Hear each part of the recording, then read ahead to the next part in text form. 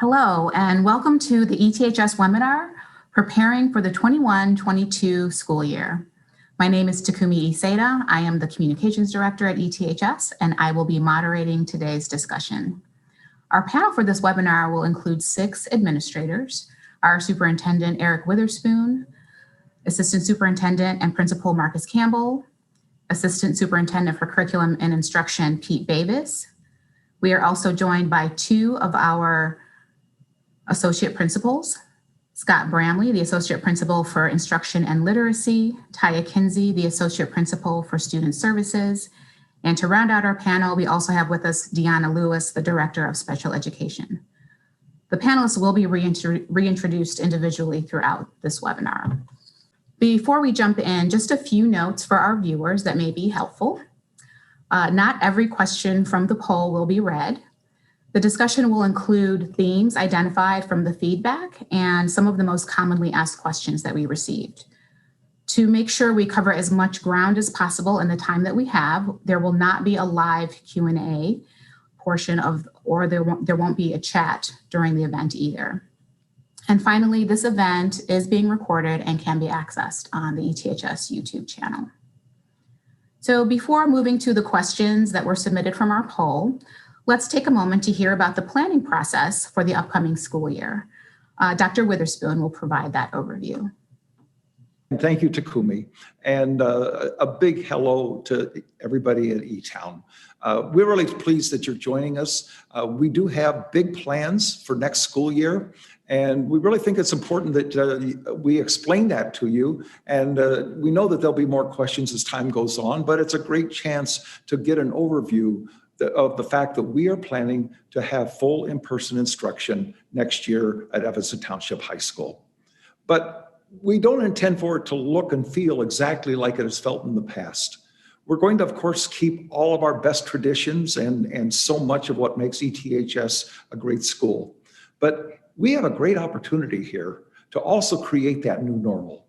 We've been hearing about the new normal a lot in a lot of different places in our society and in our community, but we certainly can create a new normal here at ETHS. Here's a chance to take the best of all we've been doing and to also examine what are the things that really have needed changed over the years, or what are the things we've learned through the pandemic that really highlight the changes that could improve this school. And what you're going to hear today is a really good overview of what we have in mind and what the new ETHS is going to look like next fall. Thank you, Dr. Witherspoon. I would also like to give Dr. Campbell a chance to talk a little bit about the changes for the 21-22 school year. Dr. Campbell. Thank you, Takumi. We knew even before the pandemic that there were some things at ETHS that we would need to address and that we've been always wanting to address. And the pandemic has been extraordinarily tough. And, we've had other things to contend with as a community, very devastating things to contend with as a community. And but there's been a way for us. It has provided an opportunity for us to really pause and to think about what we've been doing. And so the pandemic has given us a reason to come back with a thoughtful approach, with a careful approach, with an empathetic approach, and to be more humane in our thinking and how do we get our students and our staff back to the full in-person instruction that Dr. Witherspoon has just mentioned. And so, as I said, we wanted to come back with changes that we've always maybe have been thinking about, but also have a more humane and an empathetic approach to returning back to school or fully in person with compassion.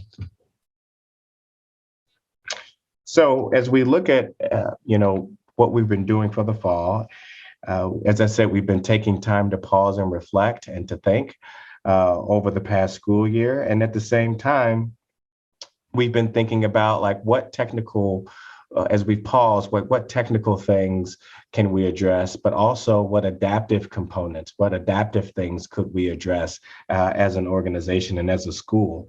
So in late March, we share these changes with our community. And in the 2021-22 school year, these changes include clearing detentions and social probation, eliminating semester exams, and adopting a block schedule. And I want to thank everyone who responded to our poll. And we'd like to take the opportunity in this webinar to answer some of your questions. Thank you, Dr. Campbell. Now that we have all of that really important background information and context from you and Dr. Witherspoon, let's get to those questions. These questions were gathered from a poll, as Dr. Campbell mentioned, that was distributed to students, families, and staff. The poll asked, after reviewing the fall 2021 changes, what question or concern do you have? So the first set of questions relates to student well-being, and those are, how will students be supported in their transition and throughout the 21-22 school year? And how will students be held responsible and accountable when tardies and detentions are removed? So for these topics, I'm going to turn it over to Taya Kinsey, one of our associate principals. Thank you, Takumi. So as we're looking at connections to student well-being, I wanted to first kind of bring the voices of our superintendent and our assistant superintendent principal. Dr. Witherspoon has said many times that the relationship between academics and personal well-being and learning and safe spaces are not separate. So as we're thinking about these changes, we know that the foundation for well-being in connection to student learning is truly multifaceted, and that's our approach. We are going to work to continue to embed social emotional learning and equity into all of our actions as we build our culture of care. And this means continuing to create a sense of belonging and show care for all students in all spaces, hallways, offices, classrooms, athletics, clubs, and activities. And as Dr. Campbell has said, this is to really focus on a humane, empathetic, and caring approach. We also recognize that as ETHS welcomes students back in the fall, the transitions may look different than in years past, and students who thrived in a remote environment will have different experiences than students who required additional supports. Our different grade levels have also had varied experiences, and as an example, we have plans to help our class of 2024 transition to ETHS throughout the school year, including with our new sophomore advisory study hall. Our services, our resources, and our programming during school hours, but also during our many evening events, will continue next year. That includes supporting mental health and helping students look to the future with post-high school planning. We remain committed to building relationships, identifying how to remove barriers and how to assess accurately our students' needs, but also connecting students and families with resources and celebrating strengths and successes along the way. And as we look at restorative practices, a piece of what we want to really focus on is what our institution, what all of us within our community are committed to. So we are committed to teaching and learning and preparing students for the real world. And this includes learning from our mistakes for the future, developing students' capacity for empathy and perspective taking. Our discipline philosophy guides us by defining discipline from a learning perspective. So as we're talking about building a culture of care, that includes the many ways that deans will continue to focus on their roles as interventionists, helping students understand the impact of their decisions on themselves, on others, on our whole school community, and assisting students in restoring relationships and reaching out to students to offer support, as one dean noted, as a campaign of hope.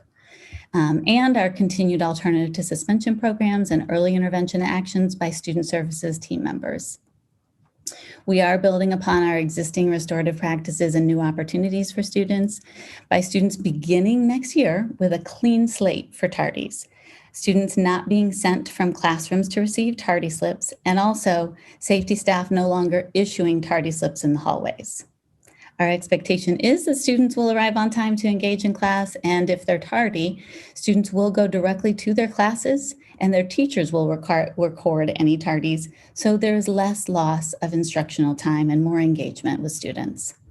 Students will also continue to meet with social workers, psychologists, counselors, and deans as they engage in mindfulness practices and also repairing harm as a tool for learning throughout the school year. We're looking at resilience and hope and how that will rise as we help each other in a new way next year. Thank you, Taya. Those are really exciting changes, and thanks for explaining those so thoroughly. We are going now to move to the topic of semester exams. And as ETHS announced, and you just heard, semester exams will be eliminated for the upcoming school year. And there were a couple of frequently asked questions about that. And those were, what is the benefit of eliminating semester exams, as well as how will students show that they have mastered course content without having semester exams? So for these questions, Dr. Bavis, our Assistant Superintendent for Curriculum and Instruction, will help explain the answers to those questions. Dr. Bavis? Thank you. First of all, the primary piece here is that eliminating semester exams will actually prepare students for post-high school success. Let me explain. High school exams as they exist are not adequate preparation for college today. That's because trends in higher education reflect a move away from semester exams and toward project-based assessments, research projects, portfolios, and other alternate assessments. This trend predates the pandemic. For example, during the spring 2019 term at Harvard, only 23% of undergraduate courses had a scheduled final exam. Now, here's the other benefit. Each year, administering semester exams takes 2 weeks, plus another 2 weeks for review. In practice, an entire month is dedicated to semester exams and semester exam review each year. Gaining a month of instruction allows teachers to cover more content, develop more skills, and provide more feedback to students. It also allows for a deeper exploration of 21st century skills. Look, our rapidly changing society requires that students develop communication, problem solving, collaboration, critical thinking. Our teachers are evolving their assessment practices to this reality in an information society where all information is a Google search away. The other thing to remember about semester exams is that each semester exam at ETHS was 90 minutes long. Next semester, students can expect to have a variety of 85-minute tests and assessments within their block schedule next school year. That's right, our periods in our block schedule allows for deeper and more quality assessments ongoing throughout the semester. As a note, colleges, we had some questions about colleges reviewing transcripts and looking at semester exam scores. Colleges don't see semester exam scores. What colleges see is a record of the courses taken. They see the course grades by semester. They've never seen semester exam scores. And one final note about semester exams, and then I'll talk a little bit more about some benefits. We had some questions about statistics, and statistically, semester exams helping students in our old grading system. Semester exams do not raise student grades. In fact, for the vast majority of students, semester exams either maintained a student's grade in a course or actually lowered that grade. It's an important note. And for those STEM students out there, students who pursue STEM typically take AP courses in science, mathematics, or Project Lead the Way courses. Those end of course exams are far more comprehensive than semester exams. In addition, many engineering schools, including Northwestern, require freshmen to complete team projects. Again, moving away from semester exams makes time so that we can do these innovative assessment pieces as part of the course. Next up is a question, when we think about AP exams and testing, I want to recognize the need to address the high amount of testing, the volume of testing that goes on in high schools, its impact on student well-being, and the need to increase instructional time. Over the years, in my role as Assistant Superintendent for Curriculum and Instruction, I've heard from parents, students, teachers, and other administrators who have voiced concern about the volume of assessments. By eliminating semester exams, ETHS students will be able to focus on courses taught by ETHS teachers, skilled in preparing them for options after high school. Students will also be able to take the PSAT 9 in freshman year, the PSAT 10 in sophomore year, PSAT and SAT as juniors, as well as advanced placement exams. So there are many, many benefits to this, and the biggest benefit is preparing students for post-secondary success. Thank you, Takumi. Thanks, Pete. That's really, really helpful.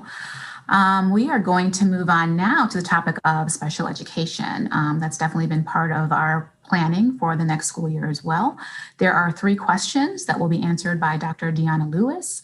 That's our ETHS Special Education Director, and those questions are, how will special education students be supported with the changes to the 21-22 school year? How will my or my child's accommodations be met? Again, that question was posed by either a student and or a parent, so we did invite both students and guardians to answer the poll. And finally, what is the impact on 504 and IEP plans? Dr. Lewis? Thank you, Takumi. So with the changes that Dr. Witherspoon, Dr. Campbell, and Dr. Davis have described, there will be no difference from previous school years with regard to students' IEP provisions. Students will still get the same minutes, services, accommodations, and modifications as were determined by their IEP team through the continuum of services which we currently provide at ETHS and at our other external programs, our day school and transition house. Accommodations will still be provided in the least restrictive environment as outlined in the student's IEP or 504.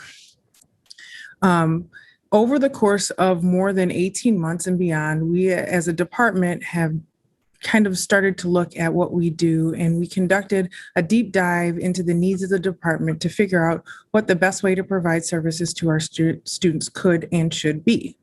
From this, we were able to restructure the special education department in a way that we will still be able to provide students with services, supports, and resources they need while allocating more dedicated time to support students in a variety of settings to increase foci, engagement, relationships, access to additional supports and accommodations, as well as addressing the social emotional needs and mindfulness needs of our students.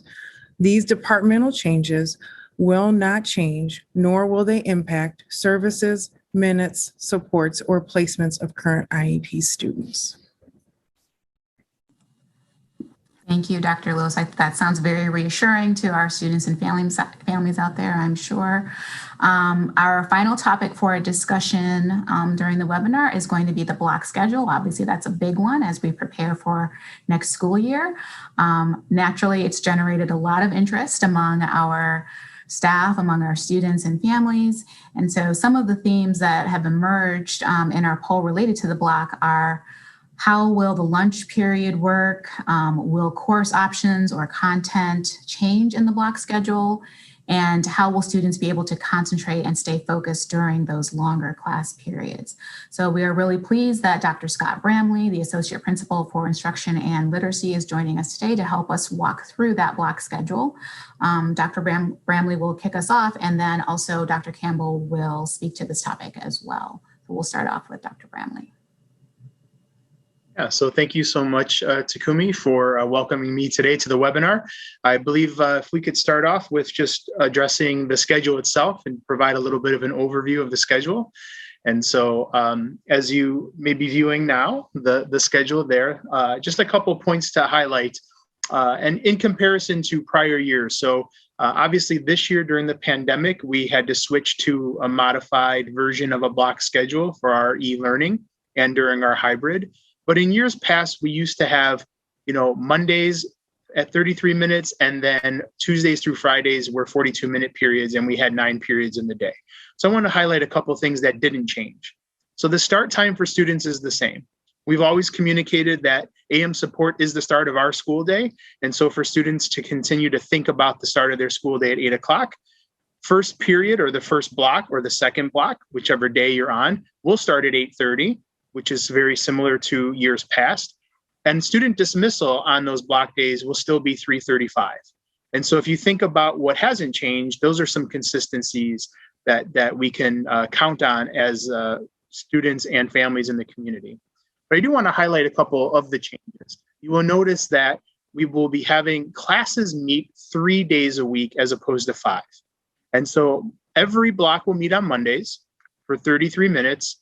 And the other 2 days that your class meets, it will meet for 85 minutes. That allows our students and our teachers to dig deeper into content, to have more inquiry-rich environments, to do the problem solving and critical thinking and communication that Dr. Bavis spoke about earlier, and really allow our students to take a break in their day based on the pace of the day. So we've had feedback for years. As Dr. Campbell said, one of the things we wanted to do was try to use this opportunity to learn through the pandemic and to learn from our students' feedback. And something that has come up for years is the pace of the 9-period day, with very short passing periods and multiple classes back to back to back. So we're able to actually address some student well-being, address some faculty and staff well-being by having our day slow down. So on any given day during the block, you will have 3 to 4 classes. There are 4 block sessions each block day. And that allows you to have fewer transitions and longer passing periods. So you might notice that the passing periods are 10 minutes long and the class block periods are 85 minutes. One of the questions was about lunch. And so I certainly want to highlight the lunch changes. The biggest change is that we used to have 3 lunch periods for 42 minutes in 3 cafeterias. Next year, we will have 2 lunch periods in 4 cafeterias. So all 4 of our cafeterias will be operational and we'll have 2 lunch periods. What this really means for a student is that on the block days, you either have lunch and then class, or class and then lunch. And so if you look in that middle column on the orange day and you look at lunch 1, you're either going to go from block 3 into lunch and then into class, or you're going to go from block 3 into block 5 and then lunch. And so the only difference there is that block 5 and block 6, as you'll notice, have different start times, but you'll only have 1 class during that time, either your 5th or 6th block. So that's the biggest change with lunch. We'll have some lunchrooms where freshmen and sophomores will be eating lunch together, and lunchrooms where we'll have juniors and seniors together with a few sophomores, but we won't have the former, this specific cafeteria is the freshman cafeteria, this one is the sophomore one. We'll have a little bit of mixture in our grade level cafeterias that way. But freshmen will be able to enter this next year in a freshman sophomore cafeteria and not with the juniors and seniors. That's some bigger changes about the cafeterias and lunch. Several of you submitted questions around the schedule and maybe some impact that you might have anticipated. So I wanted to make sure that everyone was aware that the shift to the block schedule does not interfere with courses selected for the 2021-2022 school year. So back in January, February this year, when you submitted your course requests, those course requests do not change. We are not updating course requests at this time, and we're not accepting new course requests. But the course requests that you did submit will be used to create your schedules, as has been the practice for several years. And one thing I want to really highlight is that with the change to the block schedule, we did not eliminate any periods that you would be able to take a class. So in the old 9-period schedule, you were able to potentially take up to 8 classes. Most students would have 7, but you could have taken 8 classes and still had a lunch period. That was your 9-period day. In the block schedule, you have a separate lunch period, that 1 or 2, and you still have 8 instructional blocks. So you still have the same opportunity to take as many classes as you had in the past. This also allowed us to maintain elective requests. And so nothing in the change to the block has eliminated any sections of electives. And in fact, our requests for certain electives have increased, and we've been able to increase our staffing in those areas and been able to respond to students' requests. So we're very excited to be able to offer more students more of what they've requested, and that the block has not changed that. In fact, the block has opened up more avenues for us to be able to do that, which is exciting for us. And another question that came up was about instructional practices and the longer instructional blocks. And I just want to say that, this is an ongoing piece of work for us as a school district. I think the technical change in the block schedule allows us to have different levels of conversation about the adaptive changes of teaching and learning. And so our staff have started that journey already this spring. If you can imagine, I want to thank all of them. They are handling our hybrid instruction right now very well and taking on that challenge, and at the same time already thinking about how to serve our students and community for the fall. So thank you to all of our staff and faculty for your work on that. So we will address those concerns and we'll continue to learn and evolve, but students can experience a deeper instructional period and go into their material deeper. And this block allows us that opportunity. So thank you, Takumi. Thanks, Scott, for that thorough description and all of the context, which is super important as we move forward. And because we did receive a number of questions about, how students will manage their time, and there were some questions specifically from students about how do they stay focused, how do they concentrate during those longer class periods, I'm going to throw that one to Dr. Campbell about the time management, since we've covered, I think, the technical piece, but really we wanted to speak a little bit to that question that came from a lot of students as well. Dr. Campbell. Yeah, thanks, Takumi. And I just want to say that, my lighting changed and this is my good light, I guess. So, but teachers aren't expected to teach for 85 minutes, bell to bell. And these are questions that I've answered to students directly, who've emailed me about that concern. And let me just tell everyone, teachers don't want to teach for 85 minutes, right? They recognize that, to toggle the lecture, do that for 85 minutes is not good instructional practice. So the chunks of time will be allocated for a variety of activities where teachers will engage a myriad of instructional methods to engage many learning styles. And I'd also say that we will be supporting students in developing their executive functioning skills, which will be better prepare them for college or any post-secondary avenue that they choose, and for life and beyond. So if there are concerns and worries about teachers teaching for 85 minutes, that won't occur. As Dr. Bramley just mentioned, our teachers are engaging a number of professional development opportunities to really help them think through the best instructional practice for those chunks of time. Great, thank you. Thank you, Marcus. I do want to leave some time for some closing comments, because we know this is not the last that we're going to hear about all these changes that are coming up for the school year. The webinar is just giving the overview of that. And I know that one of the things that's been top of mind for a lot of our stakeholders is like, what is next? What is coming up for all of us? So I'm going to throw that back again to Dr. Campbell, just so he can speak a little bit to that as we wrap up our webinar. Great, and thank you. And thanks to everyone who's watching. This has been a privilege for us to be able to share these changes with you and be able to share why these changes were made. So as we wrap up, I would just like to say this, that we will have additional opportunities for input, feedback, and professional learning for staff as we create this vision together. This is something that is ongoing, something that we will continue to review, assess, take feedback as the weeks and months continue. And the adaptive changes in the instructional practice will be assessed throughout the school year. And we're building our plan right now as to exactly how we're going to do that. And we have representation from stakeholders internally that are helping us to look at that. And our approach, you can trust that it will be student-centered and it will have student voice. That's really important for us as we consider these changes. And I'm going to turn this over to Dr. Witherspoon. And I think I did that for you, Takumi, right? You sure did. That's perfect segue. Thank you so much. We do want to have some final thoughts from Dr. Witherspoon as well. I first of all want to just acknowledge the panel and your enthusiasm, because I think it really shows how committed you are to these changes and to what we're looking forward to for next fall. But I also want to remind everybody that ETHS, of course, is a remarkable school, an outstanding school, one of the premier high schools in the nation. But what has really been a hallmark of this school over the decades is that this is a school that has always been committed to continuous improvement. This is a school that has never been satisfied with the status quo and has always been committed to being out on the cutting edge and looking for the latest, best practices, the best research, and the best ways to serve our students.